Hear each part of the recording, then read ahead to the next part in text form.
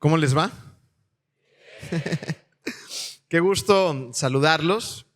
Como les decía hace ratito, vamos a continuar con esta serie que empezamos la semana pasada, que trata acerca de esta carta que nos da pues información increíble y una transformación de corazón muy importante. El título del mensaje del día de hoy dice, su programa es Tiempo de Madurar, y yo creo que todos queremos madurar, ¿no? Si no, pregúntenle al que viene al lado de ustedes. ¿Crees que es necesario que madure?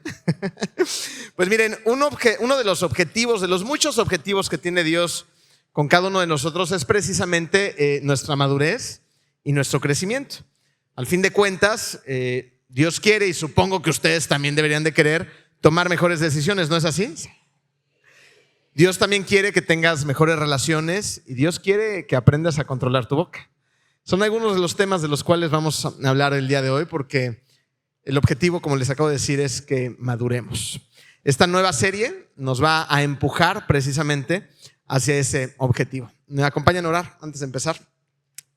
Querido Padre, gracias, Señor, por permitirnos tener el privilegio, Padre, de estar aquí cantándote, Señor, adorándote. Y en este momento te pedimos que nos des tranquilidad, que nos permitas poner toda nuestra atención en tu palabra, Señor, que nos permitas irnos de aquí renovados a través de ella, Padre. Gracias, Señor, por todo lo que nos das. Gracias por Jesucristo en la cruz, Padre. Gracias por ese gran sacrificio. Gracias, Padre, por el Espíritu Santo que está dentro de nosotros.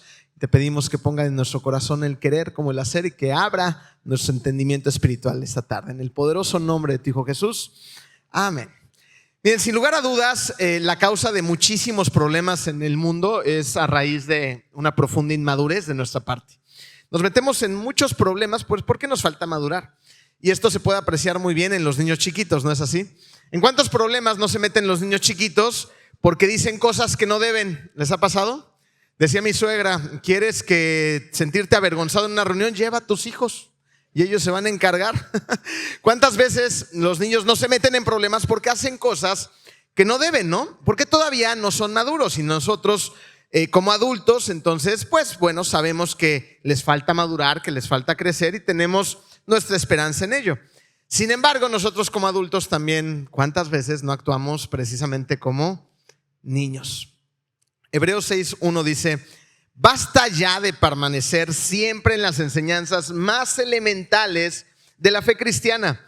Sigamos adelante y tratemos de alcanzar la madurez. ¿No? Basta ya. Hemos pasado mucho tiempo, muchos años ya atorados, ¿no?, en el pasado, y Dios quiere que crezcamos, que maduremos. Pero, ¿qué es la madurez? Miren, nos encontramos ante un reto. El reto es que vivimos en una sociedad que mide las cosas de una manera muy diferente a lo que la Biblia nos dice que deberíamos de hacer. Entonces, para entender primero lo que significa ser una persona madura, vamos a ver lo que no es una persona madura, lo que nos ha vendido el mundo, ¿no?, como una persona que es madura, y a raíz de la Biblia pues no necesariamente lo es. Para empezar, la madurez no está determinada por la edad, ni física ni la edad cristiana, si lo podríamos decir así. Miren, hay gente que tiene muchos años, ya entre canas, una que otra arruga. Tú dices, bueno, esta persona debería de ser madura, ¿no? Y de repente hacen cada cosa que dices, ¡ah!, parece niño chiquito. ¿No es así? Por lo tanto, también funciona al revés. De repente hay jovencitos que actúan de maneras sorprendentes, ¿no? Que dices, oye, este muchacho no tiene para nada la edad para actuar y pensar de esa manera. Sin embargo, es sorprendente su manera de abordar tal o cual situación, ¿no es así? Lo mismo pasa con la edad de los cristianos. Gente que lleva décadas en el evangelio y actúan de manera sorprendente. Dices, no lo puedo creer que estés hablando de esa manera. No puedo creer que hayas tratado la situación de esta forma. Tú que sabes todo esto y sigues pensando así, ¿no es así? Por otro lado, tenemos a gente que es bastante nueva en el evangelio y aún así empiezan a aplicar los preceptos, las ordenanzas, los mandamientos, las cosas que a Dios le gustan, las cosas que a Dios no le gustan, de una manera increíble. Dices, oye, apenas tienes un par de años en todo esto y has crecido a pasos agigantados. Entonces, podernos darnos cuenta de manera muy clara que la madurez no está determinada necesariamente por la edad. Tampoco está determinada por la apariencia. Muchas veces nos comportamos como cuando vamos a comprar aguacates. ¿No es así? Vemos un aguacate maduro y ya sabemos, ¿no?, a simple vista, que ese aguacate está bueno para comerse hoy. Ajá, pero nosotros no somos aguacates, ¿no? De repente queremos vernos como si fuéramos más maduros, pero ¿eso nos hace más maduros? Hay niñas chiquitas que de repente los papás les regalan un montón de maquillaje, bueno, y se maquillan de maneras impresionantes. ¿Por qué? Porque se quieren ver más, pues más grandes, ¿no? Yo me acuerdo cuando tenía por ahí de 13, 14 años más o menos, yo crecí conociendo muchas de estas cosas, sin embargo no tenía una relación con Cristo. Y por lo tanto, pues como muchachito normal, quería ir al antro desde muy jovencito. Y me acuerdo que en aquel entonces, algunos jovencitos que estén aquí, que deberían de estar en su salón, por cierto, no van a entender lo que les hablo, pero otros sí. ¿Se acuerdan de los Vipers? Son de la época de los cavernícolas, ¿verdad? Sí, son viejitos, pero yo todavía me tocó un poquito de los Vipers y mi hermano tenía uno. Entonces, una ocasión que quería que me dejaran entrar a la discoteca, o sea, lo que es una mente inmadura, dije, pues me voy a poner el Viper de mi hermano porque eso me hace ver más grande, como si yo tuviera la capacidad de traer una de esas cosas porque era grande. Obviamente no funcionó, ¿verdad? No, pero queremos hacer ciertas cosas, vernos de ciertas formas, tomar ciertas actitudes para vernos grandes. Evidentemente, por la apariencia tampoco nos va a dar madurez, ¿no es así? Y los cristianos pues también les toca, no crean que nos salvamos todos, ¿no? Hay ciertos cristianos que hacen o dicen ciertas cosas para verse más cristianos, ¿no? Y miren, esto no tiene nada que ver con nuestra manera de adorar al Señor. Hay maneras diferentes y también tiene que ver con la forma de cada uno de nosotros, pero lo que es un hecho es que no todas las personas son muy transparentes en este sentido, ¿no? De repente hay gente que hace como mucho escándalo con su manera y su expresión y para nada son personas maduras porque pueden ser muy expresivos, pero a la hora de la vida normal dejan mucho que desear conforme a la palabra de Dios. Entonces, evidentemente, aparentar que somos súper cristianos y súper espirituales no es necesariamente una indicación de que somos maduros tampoco. Entonces, la madurez tampoco está determinada ni por la edad ni por la apariencia. Tampoco son los logros, porque hay gente que es muy inmaduro, que es muy exitosa a nivel corporativo, ¿no? Que es gente muy inteligente, se le da, ¿no? Y empieza a crecer en el negocio o en la empresa o donde trabaje y uno piensa, ¿no? Dice, bueno, esta persona debe tener un alto nivel de madurez. Sí, bueno, a lo mejor le va muy bien en donde trabaje, pero en su vida hay muchas situaciones que demuestran todo lo contrario. Esto incluye también gente cristiana. Hay personas que saben muchísimo de Biblia, pero muchísimo. Un chorro de versículos, un montón de historias, un montón de ilustraciones. Sin embargo, tratan de una manera espantosa a la gente. Entonces, pues no hay congruencia. Y dices, bueno, ¿y de qué te sirve tanto conocimiento si no podemos amar a los demás? Entonces, si no son los logros, si no es la apariencia, si no es la edad, ¿qué determina realmente la madurez?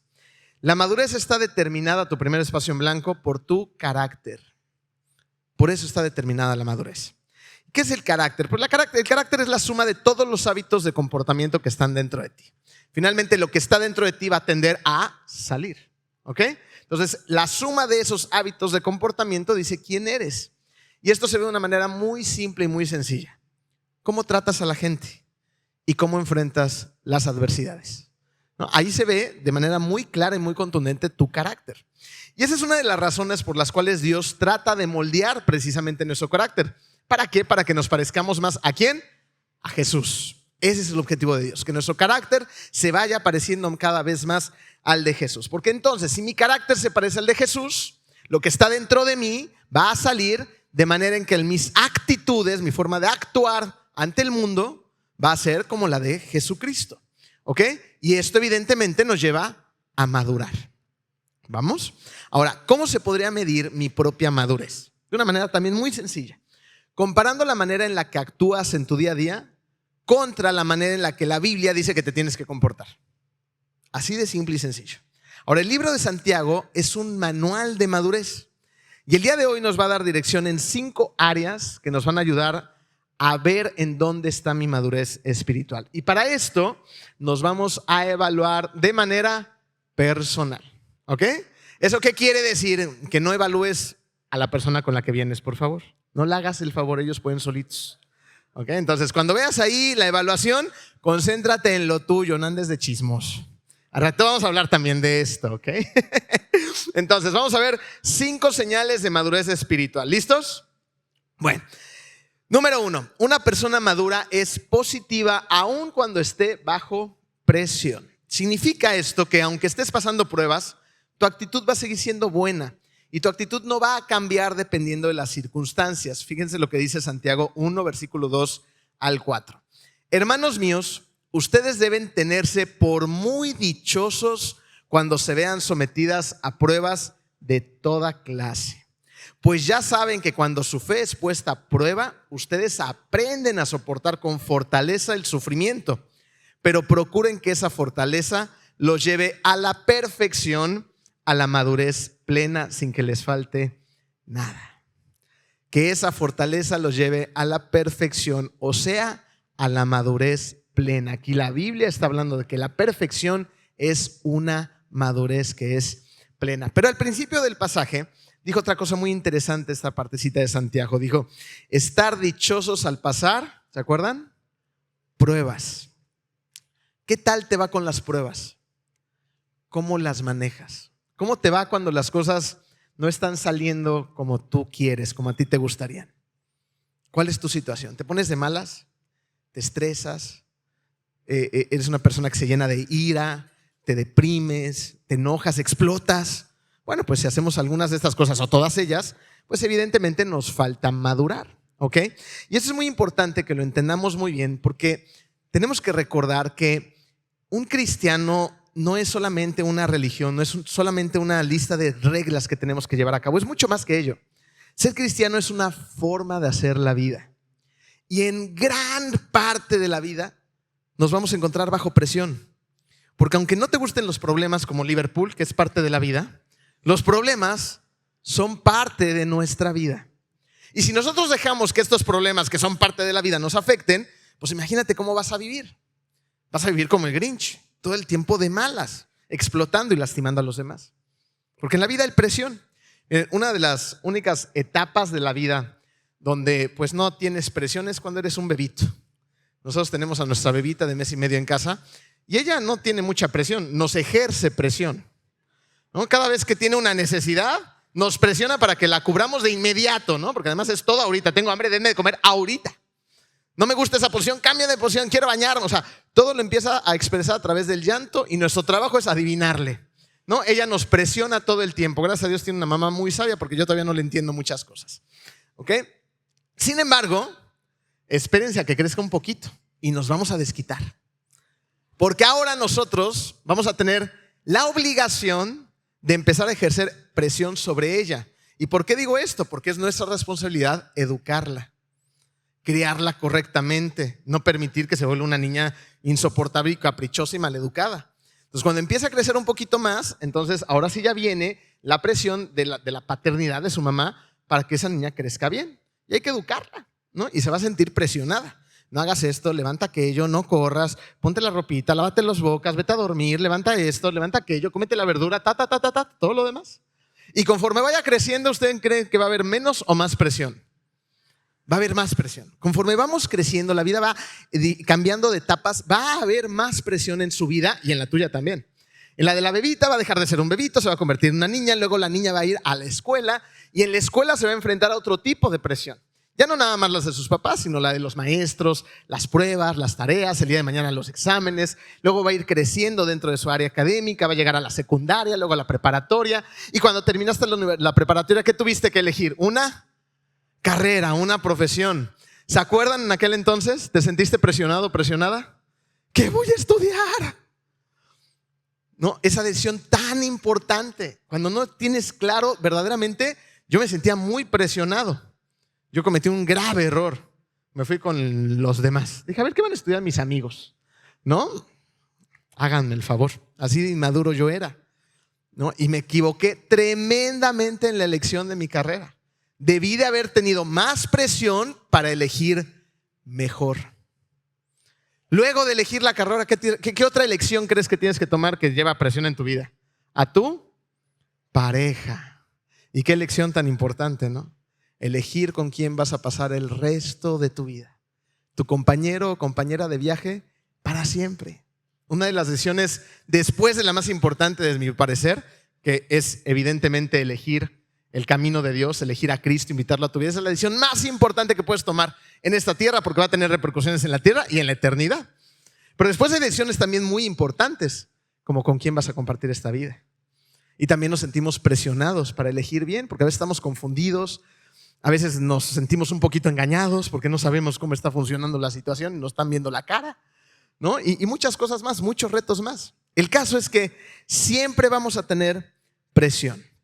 Crecemos y hay más presión. Entonces, si eso te pone de malas en tu vida, los problemas, las circunstancias, la presión, entonces pues vas a vivir de malas, vas a vivir una vida negativa y te vas a convertir en una bomba de tiempo ante los problemas. Y en cualquier momento vas a explotar. Entonces, vamos a empezar nuestra evaluación. ¿Están listos? Okay. No me den el avión, por favor. Hagan su tarea, agarren su plumita, saquen su programa o prendan su teléfono y vamos a evaluarnos. 1 es el valor más pequeño y el 10 es el valor más alto. Entonces, para que tengan una idea, si tú eres como una mina de estas de contactos, ¿se acuerdan que las vemos en las películas? Las pisas, ¡pum!, a la menor presión explotan. Entonces, evidentemente estás en el 1. Si tú eres una persona que a lo mejor explota solamente bajo tales circunstancias o con ciertas personas, pues andas en medio, ¿no? Por ahí de un 5. Si eres una persona que llega el problema y dices, a ver, ¿qué es lo que Dios me va a enseñar? Respiras, cuentas hasta 5 horas y aceptas la prueba, pues obviamente estás en un 10 y luego nos dices exactamente cómo le estás haciendo, por favor, ¿ok? Bueno, entonces, ¿ya se están evaluando? Yo no los veo escribiendo, a la mayoría. Acuérdense que desde aquí arriba se ve todo. Los que se están durmiendo, los que están platicando con el vecino, los que están poniendo atención, todo lo vemos, ¿ok? ¿Ya acabaron? Perfecto. Segunda señal de madurez espiritual. Una persona madura es una persona empática, ¿ok? Una persona madura no solamente se interesa en cómo le afectan las circunstancias y los problemas a sí mismo, sino también pone manos a la obra en cómo le afectan las circunstancias y los problemas a los demás. Santiago 2:8 dice, hacen muy bien si de veras cumplen la ley suprema de la Escritura. Ama a tu prójimo como a ti mismo. ¿No les gusta cómo empieza aquí Santiago? Hacen muy bien si de veras, porque hay gente que aparenta amar a los demás, pero en realidad no está amando a los demás. ¿Cómo te amas a ti mismo? Esta es una pregunta con truco, porque el amarnos a nosotros mismos pues puede tener diferentes connotaciones. Hay personas que solamente se preocupan por sí mismas. Entonces, no, es que me estoy amando a mí mismo, me estoy preocupando por mí, después por mí, todo gira a través de mí, ¿no? Y no tengo tiempo de amar a los demás. Pues evidentemente ese es otro síntoma de inmadurez. Las personas que creen que todo se trata acerca de ellos mismos y entonces no aman a los demás. ¿Cómo amamos a los demás? Miren, les voy a contar rápidamente algo que sucedió en Comunidad de Fe no hace mucho, hace tan solo un par de meses. Y fue una muestra de amor que fue orquestada primero por una persona que luego contagió un ministerio y luego contagió a más personas. Resulta que una persona de la iglesia llegó un día a un centro comercial y había un matrimonio que le hacían de viene, ¿no? Ayudaban a salir a los carros. Y entonces esta chica empezó a establecer una relación con la señora. Y empezó a platicar con ella, a orar con ella, a preguntarle cómo estaba su vida. Y la señora le empezó a contar pues todas las penurias de la realidad que vivían en ese matrimonio, ¿no? En su casa. Resulta que tenían una casita que se estaba cayendo a pedazos, de lámina, cartón, con un montón de goteras, viviendo en una situación de mucha insalubridad. Y además tenían una mala costumbre, eran acumuladores y acumulaban muchas cosas inservibles. Entonces, esta chica llegó un momento en que fue invitada a la casa, llegó a la casa y cuando entró al terrenito donde vivían y esta casita, pues se sorprendió de las condiciones de esta familia. Fue y compartió con el Ministerio de Misiones lo que estaba pasando aquí y algunas personas del ministerio levantaron la mano y dijeron, vamos a hacer algo al respecto. Entonces pusieron manos a la obra, fueron empáticos con esta familia, dijeron, vamos a ayudarlos. Por supuesto que vamos a orar por ellos, pero vamos a dar un paso adicional. Se involucraron en esta situación y desarrollaron un proyecto. Empezaron a sacar toda la basura, tardaron semanas haciendo esto. Sin mal no recuerdo, creo que sacaron alrededor de 3 camiones de 3.5 toneladas de pura basura. O sea, había montañas literalmente de basura acumuladas en ese lugar donde vivían. Y no nada más limpiaron, chapearon, ayudaron a corregir todas estas situaciones de la basura, sino que luego dijeron, bueno, ¿y ahora qué hacemos? Pues vamos a construirles una casita. Y entonces entre todo el ministerio se dieron a la tarea de conseguir con una persona que hace unos blogs muy especiales, que también los donó, una casita para que esta familia tuviera un lugar digno donde vivir. Llegó un momento en que llegamos a este lugar, oramos todos juntos y de manera literal, llave en mano, le entregaron las llaves de su nueva casita, con su techo, con sus paredes de blocks, con su bañito perfectamente limpia, todo el terreno impecable. Bueno, fue un día increíble. Y eso es maravilloso, porque es ser empático con la gente. Porque lo que es un hecho y es una realidad es que muchas veces nos quedamos en el voy a orar por ti. Y por supuesto que orar es de las cosas más grandes que debemos de hacer por los demás. La oración es poderosísima. Se nos manda a orar sin cesar. Pero no es cierto que muchas veces decimos voy a orar por ti nada más para darle el avión a la gente. Y ni oramos ni nada. Sí, ay, voy a orar por ti. Se nos olvida. Ni oramos ni ponemos manos a la obra. Oramos, pero también hacemos. Eso es ser empáticos. Oramos por los demás, pero también nos involucramos en la vida de los demás.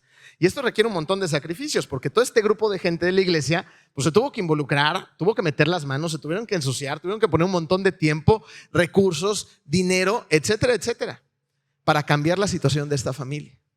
Y es a lo que somos llamados también nosotros. A no nada más preocuparnos, nos preocupamos, sino a ocuparnos por las necesidades de los demás. Y vaya que es un reto, porque también todos tenemos nuestros asuntos y nuestras situaciones en nuestra vida, pero Dios nos manda a amar a los demás. Una persona madura tiene un interés genuino por las demás personas y es capaz de ponerse en sus zapatos. ¿Qué estará pasando con esta familia? ¿Qué estará pasando con esa persona? ¿Qué estará pasando con ese joven? ¿Qué estará pasando con el vecino? ¿Y cómo podemos ayudar? ¿Ok? ¿Vamos bien hasta ahí? Lo que Santiago está diciendo es que cuando te interesas por los demás, lo que estás haciendo es amarlos. Así que pregúntate, ¿eres solamente de las personas que se preocupa por todo lo que me afecta a mí? ¿O hago algo al respecto por los demás? La madurez se ve en una muestra de cómo trato a los demás. ¿Trato a los demás en amor? Pablo dice que tú puedes alcanzar muchos objetivos en esta vida, grandes cosas de hecho. Pero sin amor te conviertes en un metal nada más que hace ruido. Nada más escándalo por todos lados, pero no estoy haciendo realmente nada relevante en la vida de otras personas. Mateo tiene registradas palabras de Jesús donde dice Jesús, si ves a alguien que tenga hambre, si ves a alguien que tenga sed, frío, que esté enfermo o esté en prisión, si tú lo ayudas, es como si me ayudaras a mí, dijo Jesucristo. Entonces, ¿qué estamos haciendo en favor de las personas desfavorecidas? Si nos damos cuenta, la Biblia muestra un montón de interés en cómo tratamos a las demás personas. ¿Sabes qué es irónico? La imagen que mucha gente tiene acerca de los cristianos. Hace unos días estaba platicando con una chica y con su mamá, una chica que está viviendo en Estados Unidos, que se fue gracias a estas becas de Walton, y me estaba contando cuál fue su experiencia al buscar iglesia allá. Ella vive en un pueblito en Estados Unidos, en Arkansas, donde hay varias universidades cristianas y todo el pueblito es cristiano, gracias a Dios. Y hay muchísimas iglesias de diferentes denominaciones. Entonces ella estaba buscando pues una iglesia que se pareciera aquí a su casa, ¿no? Dice que buscó varias y que por fin fue a una y que el trato realmente fue sorprendente, ¿no? Porque cuando ella logró llegar a servir, el lugar donde estaba sirviendo era un lugar lleno de desamor, donde no la tomaron en cuenta, donde nadie la volteó a ver, donde la rechazaron, donde se sintió completamente ignorada y se fue desanimada de ese lugar, ¿no? ¿No es irónico que una iglesia transmita eso? Fíjense, es una chica que viene de fuera, que llega a un país extranjero, que es relativamente nueva y donde necesita sentirse pues arropada por el amor de Cristo. Y dentro de la misma iglesia no lo sintió, sino sintió todo lo contrario. Y ese es el reto a que nos enfrentamos en muchas iglesias alrededor del mundo, ¿no? Incluso tal vez aquí. Tal vez aquí tú en algún momento te has podido sentir así o has hecho sentir así a alguien más. Y este es un gran problema, porque en lugar de hacer discípulos en todas las naciones, lo que hacemos es rechazar a la gente. Y la gente muchas veces se va con el corazón roto.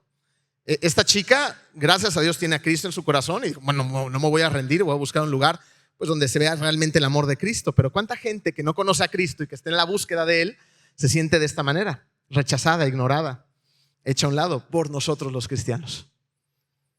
Y entonces vamos a aplazar el tiempo en que esta persona rinda su corazón a Cristo. ¿Se dan cuenta?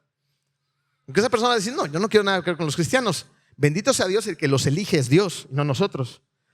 Pero esa persona va a pasar un tiempo adicional por culpa mía en lo que se va a tardar en conocer a Cristo a través de alguien que represente realmente a Cristo, o Cristo le habla a través de la palabra. Y en ese tiempo, esa persona va a tomar decisiones. ¿Te has puesto a pensar en eso? Qué delicado es. En el tiempo en el que no conozca a Cristo, esa persona va a tomar decisiones que no tienen nada que ver con Cristo. Y esas decisiones a veces pueden ser determinantes hasta cierto punto para su vida.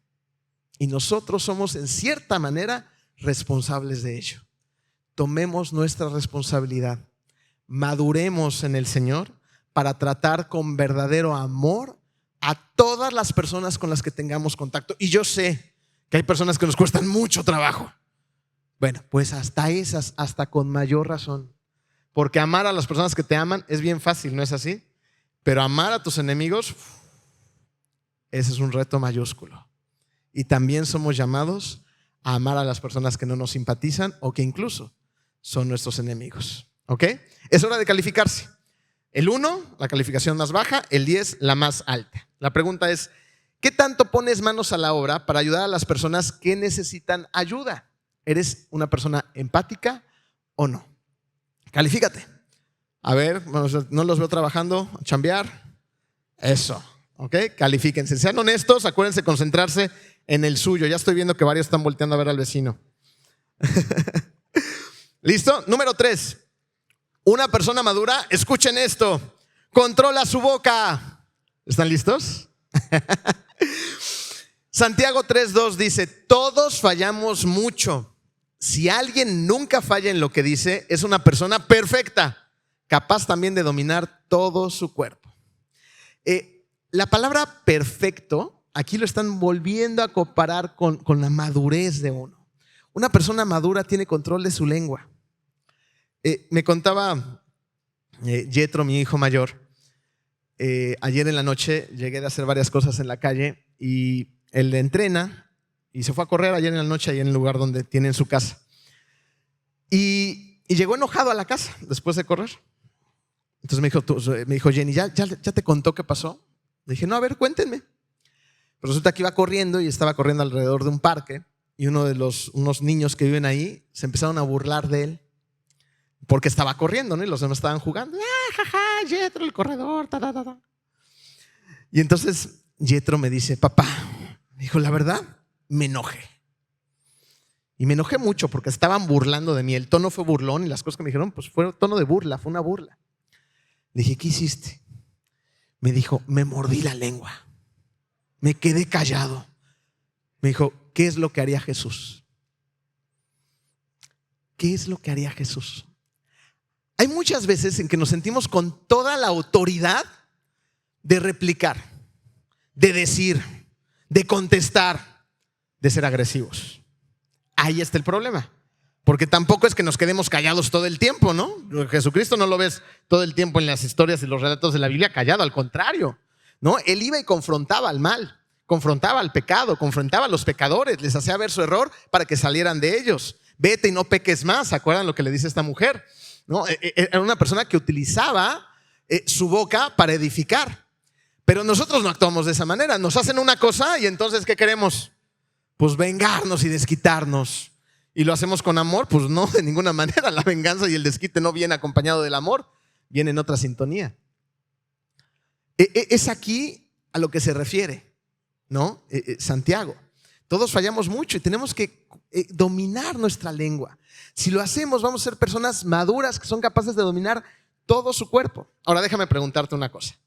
Así, a ver, de pura casualidad, ¿alguien de aquí se ha metido en problemas por lo que han dicho? ¿De pura casualidad alguien se ha metido en problemas por lo que han escrito? Porque antes nos hablábamos por teléfono, pero ahora nada más nos escribimos, ¿verdad? Y cómo nos arrepentimos muchas veces de, chin, ya lo mandé, ¿no? Y borrar todos y ya palomita azul. Híjole, ya lo vio. No, pero ¿por qué antes de enviarlo? No, así como aquí, a ver, vamos a guardar silencio, ¿no? Y vamos a guardar los dedos y vamos a pensar antes de ponerle enviar. ¿Esto que estoy a punto de hacer va a construir o a destruir? Controlemos nuestra lengua, controlemos nuestros deditos y no nos metemos en tantos problemas. Por otro lado, el chisme. Bueno, estaba yo platicándole este mensaje a Jenny y estábamos ahí hablándolo en la sala y estaba nuestro hijo de en medio, Joshua. Y Joshua estaba escuchando que estábamos hablando del chisme y entonces quiso participar y nos dijo, sí es cierto. En mi escuela tiene 10 años, está pasando a cuarto de primaria, en tercero de primaria. Cuando mis compañeros y mis compañeritas escuchan chisme, todos van corriendo bien emocionados. Chisme, chisme, chisme. Y lo que sucede es que vamos creciendo de esa manera y llegamos adultos y también escuchamos chisme. Y ahí, ¿dónde está el chisme? Invítenme. Y ahí vamos, ¿verdad? Y el chisme pues no le agrada a Dios. De hecho, nada más para que lo tengan en cuenta, cuando nosotros damos la clase de membresía para las personas que ya se quieren volver miembros de la iglesia, una de las cosas en las que somos muy enfáticos es precisamente en el chisme. Decimos, en la iglesia está prohibido chismear. Si tienes algo que hablar acerca de la iglesia, ven y dínoslo, por favor, al equipo de liderazgo. Aquí hay muchas personas que te van a contestar por qué hacemos algunas cosas de cierta manera, por qué no hacemos otras, o a lo mejor no nos hemos dado cuenta que algo que estamos haciendo y necesitamos cambiar, pero ven con nosotros y dínoslo. ¿Por qué? Porque el chisme lo que hace es dividir. El chisme divide iglesias, divide familias. El chisme incluso provoca guerras. ¿Ok? Guerras entre países, guerras entre familias. El chisme es completamente dañino y tenemos que tenerlo muy en cuenta. ¿Qué más hace la lengua? Hay personas que se jactan, ¿no? Y dicen, es que yo no tengo pelos en la lengua. Y les encanta, ¿no?, decir este tipo de frases porque son muy pues transparentes en lo que dicen y muchas veces esa brutal franqueza hiere a las personas. Esa brutal franqueza crea conflictos entre las familias y en los matrimonios. Entonces sí, es bueno confrontar en amor. Es bueno confrontar en amor y buscar el lugar adecuado, en el momento adecuado, la forma adecuada, escoger con cuidado nuestras palabras para poder edificar en lugar de destruir. Efesios 4:29 dice, no digan malas palabras, sino solo palabras buenas que edifiquen la comunidad y traigan beneficios a quienes las escuchen. Entonces, muy fácil. Si no vas a decir algo que edifique, mejor no lo digas. Y ya. Aprendamos a guardar silencio en los momentos oportunos. Como diría mi abuela, para eso tienes 2 oídos y una boca. ¿Ok? Solamente digan palabras buenas que edifiquen. Santiago 1:26 dice, si alguien se cree religioso, pero no le pone freno a su lengua, se engaña a sí mismo y su religión no le sirve para nada. ¿No? Hay gente que puede llevar mucho tiempo de cristiano, pero si se chismea, si exageran las cosas, si las sacan de contexto, ¿no? Si le metemos aderezo, un poquito de sal y pimienta, pues es una muestra muy clara de inmadurez. Aprendamos a hablar en amor, con una buena actitud, con un buen timing, en un buen lugar y siempre por los motivos correctos. Ahora, yo sé que va a ser difícil que se califiquen aquí, pero tenemos que ser honestos, ¿ok? Entonces, del 1 al 10, ¿eres una persona que puede controlar su boquita? Venga, califíquense. Ustedes pueden, sean honestos, si sabemos dónde estamos, podemos crecer. ¿Listos? Número 4. Una persona madura promueve la paz. Esta es otra marca de madurez. Eres una persona que promueve la paz o la guerra. Marco lo explicó de esta manera hace muchos años y me encantó su ejemplo, me lo robé por siempre. Hay dos tipos de personas que caminan la vida con 2 tipos de cubetas en la mano. Las personas que traen agua en sus cubetas o las personas que traen gasolina, ¿no? Que ven un conflicto y dicen, ¡ahí voy, ahí voy! ¿Qué le echas tú a los conflictos? ¿Gasolina o agua? Y miren, a veces somos muy bien intencionados y queremos abonar a la situación, queremos resolver la situación, pero nos encontramos a veces un poco lejos de la palabra, no hemos estado en comunión con Dios y tenemos medio transgiversadas las ideas de cómo ayudar. Y puedes creer que traes agua, pero lo que traes realmente es gasolina porque estás precisamente lejos del Señor. Entonces, pues analízalo un poquito. ¿Cómo te ha ido en tu experiencia? Cuando ha habido conflictos y yo intervengo, ¿los hago más grandes o los conflictos tienden a reducirse? ¿Traigo gasolina o traigo agua? ¿Llevo guerra o llevo calma? Vivimos en un mundo conflictivo, ¿no es así? Hay conflictos en todos lados y podemos ejercitar esto todo el tiempo. Ahora, ¿por qué hay tantos conflictos? Miren, Santiago va a identificar dos fuentes de conflicto. Vamos primero a Santiago 4, 1 y 2 y luego vemos el otro. Dice este pasaje: ¿de dónde vienen las guerras y las peleas entre ustedes? Pues de los malos deseos que siempre están luchando en su interior. Ustedes quieren algo y no lo obtienen. Matan, sienten envidia de alguna cosa y como no la pueden conseguir, luchan y se hacen la guerra. No consiguen lo que quieren porque no se lo piden a Dios.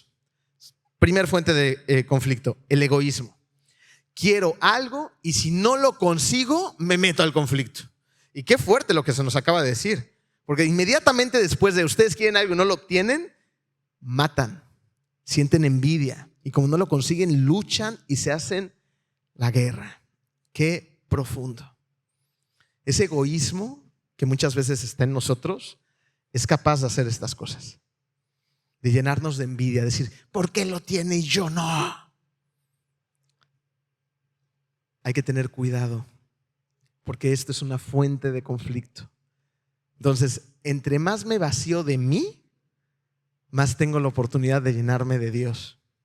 Cuando me vacío de mí, dejo de ser egoísta. Cuando me lleno de Dios, empiezo a ser empático, empiezo a ver las necesidades de los demás.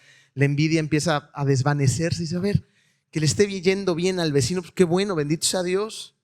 No, mejor voy a ver que me diga cómo le hace, ¿no? En lugar de estar de envidioso, etcétera, etcétera. O sea, hay muchas cosas por las cuales ponernos felices por el éxito de los demás, compartir esos éxitos con las otras personas, ¿no? Pero dentro de nosotros, pues muchas veces queremos lo que los demás tienen. Ese egoísmo crea guerras y conflictos. Segunda fuente de conflicto, mi propio juicio a los demás. Santiago 4:12 dice, no hay más que un solo legislador y juez, aquel que puede salvar y destruir. Tú, en cambio, ¿quién eres para juzgar a tu prójimo? O sea, el único juez, ¿quién es? Dios. ¿Y nosotros quiénes somos? Para andar de juzgones. No le hace bien a nadie. ¿Por qué juzgamos a otros? Por arrogancia y por orgullo. ¿Y a qué nos lleva el orgullo? Proverbios 13:10, el orgullo solo genera contiendas, o sea, problemas y conflictos. Ahora, ¿por qué no debemos de juzgar? Fíjense, para empezar, porque no eres Dios. Cuando te pones de juzgón, ¿no? Estás jugando a ser Dios. Y el que se está poniendo en el papel del que emite el juicio eres tú. Por lo tanto, el que se está poniendo en el punto de comparación eres tú. ¿Te das cuenta? Eso es ser una persona orgullosa. Por otro lado, tampoco conoces todos los hechos de lo que realmente ocurrió. Puedes tener una óptica, algunas circunstancias y algunas situaciones, pero no lo ves todo. ¿Quién lo ve todo? Dios. Y por último, tú tampoco conoces todos los motivos de la situación.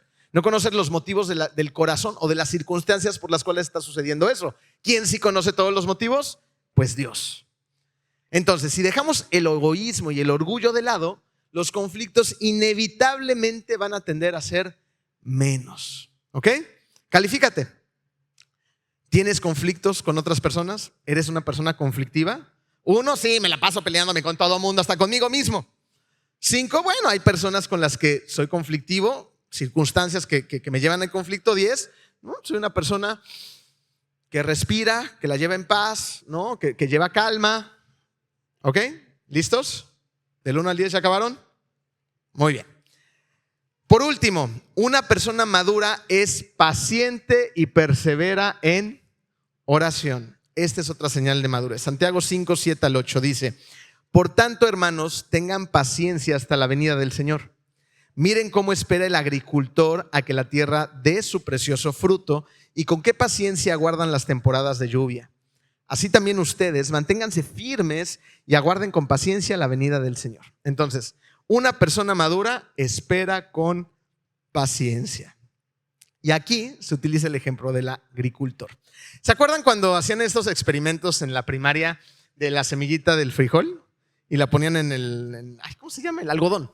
Y le ponían sus gotitas de agua. Bueno, habíamos quienes queríamos que creciera muy rápido y le inundábamos de agua y la ahogábamos. Habían otros pacientes que hacían caso a las instrucciones y le ponían gotitas. Y entonces llegabas al día siguiente de la escuela bien emocionado a ver si ya había germinado. Y al día siguiente que hacías el experimento, ¿germinaba? Pues no, tenías que esperar un tiempo para que esto sucediera. Si eres impaciente, terminas ahogando a la semillita. Y también si eres impaciente y llevas el proceso, pues te estás comiendo las uñas todo el tiempo y no disfrutas del proceso. Miren, un agricultor, hice mi tarea, me puse a investigar. porque nunca he sembrado nada más que mis frijoles de la escuela. Entonces resulta que un agricultor lo primero que tiene que hacer es preparar la superficie, preparar el suelo. Y cuando es una superficie que no ha sido tratada antes, esto va a llevar más tiempo, porque hay que arar la tierra, quitar la mala hierba, fertilizarla, ¿no? Y este proceso puede tardar hasta 2 semanas. No es de un día a otro, un par de semanas. Una vez que el suelo por fin está listo, el agricultor ahora sí va a sembrar las semillas que tardan un par de días, pero luego viene la germinación. Es un proceso que puede llevarse de 2 a 3 semanas. Y luego el crecimiento, ¿no? Que empieza a salir ahí el brotecito y empieza a crecer, a ponerse verde y lo tenemos que cuidar, darle sombra, agua, nutrientes. Este proceso, depende de lo que siembres, puede tardar de 2 a 6 meses. Y finalmente la esperada cosecha, que dura alrededor de 1 semana. Como podemos ver, este es el resultado de meses de trabajo y paciencia. El agricultor hace su parte y luego espera. ¿Cómo te va a ti cuando no carga el Netflix? ¿Cómo nos va a decir, cochino, internet es una porquería y quieres azotar el control remoto en 10 segundos, ¿eh? Bueno, y tú ya estás desesperado. Tenemos que ser pacientes.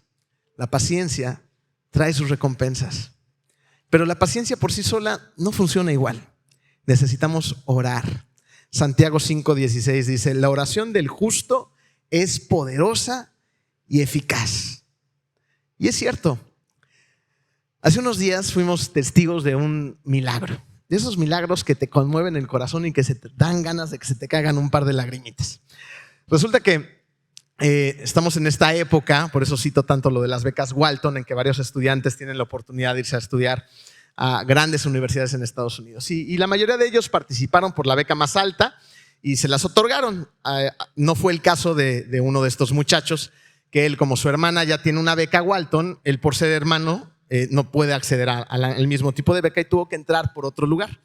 Entonces resulta que este muchacho es un muchacho que queremos muchísimo en la iglesia. Yo lo he visto crecer. Y es uno de nuestros pianistas. Por ahí debe de estar, ahí está Ian. Por si no querías que supieran tu nombre, pues ya ni modo, ya te quemé.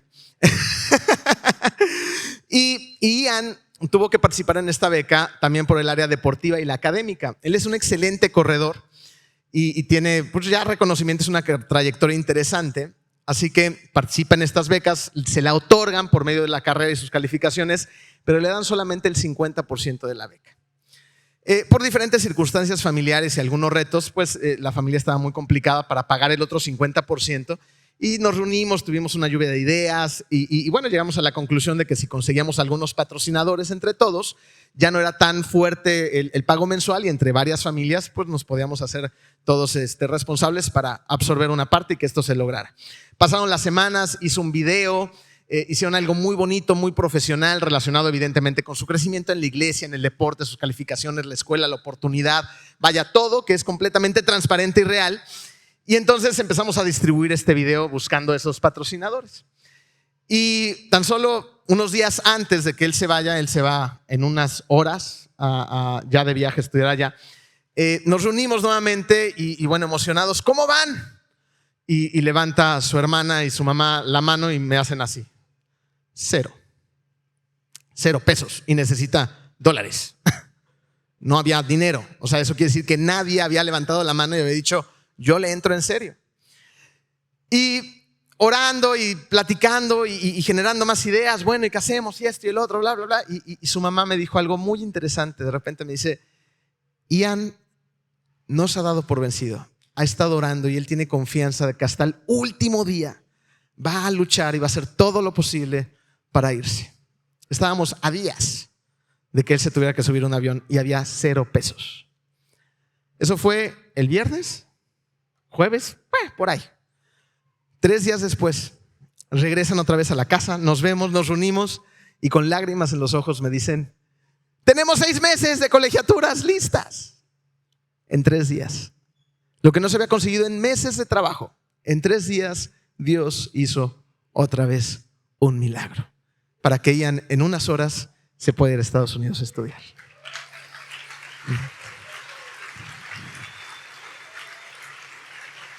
Esa es parte de la gratificación atrasada. Y Dios a veces dice que sí y a veces dice que no, ¿eh?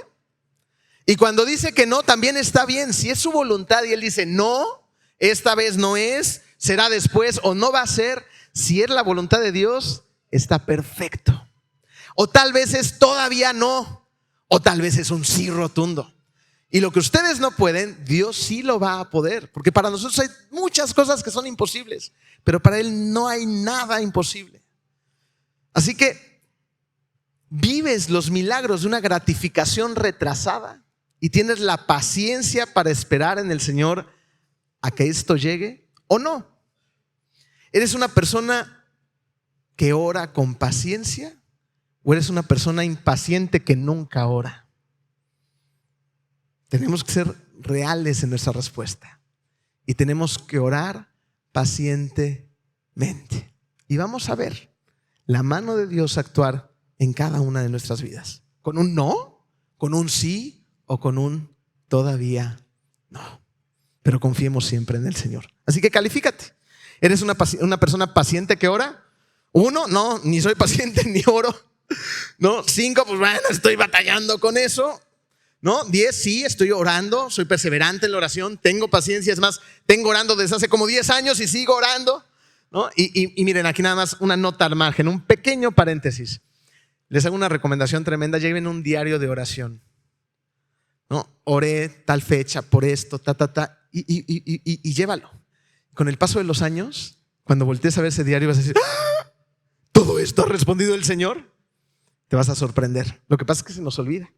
Y luego le damos el crédito a las circunstancias, a mi trabajo, a lo que yo hice. Es Dios obrando en nuestra vida, ¿ok? Así que, ¿cómo te fue? ¿Qué tal sus evaluaciones? ¿Puro 10? ¿Cómo manejas los problemas? ¿Te pones negativo? ¿Eres un Grinch? ¿O aún así puedes seguir con confianza, bajo presión, confiando en el Señor? Por otro lado, ¿eres sensible a las otras personas o eres la última coca del desierto y solamente piensas en ti? ¿Puedes controlar tu boca? ¿Has aprendido a guardar silencio? ¿A guardar tus deditos antes de escribir? ¿O ya te anda por el chismecito rico? ¿Eres una persona que camina con cubetas de gasolina o de agua? ¿Traes conflicto, traes paz? Y por último, ¿cuánto tiempo puedes esperar una respuesta a la oración pacientemente sin rendirte? Paciencia. Ser honestos con nosotros mismos es duro, es complicado, pero nos tenemos que dar cuenta y ser sinceros con cuánto nos falta por madurar, para que realmente podamos pedirle también al Señor que nos ayude a crecer y a madurar, y pongamos de nuestra parte a hacer lo que nos corresponde. Vamos a ponernos en manos de Dios y a darle gracias por su palabra.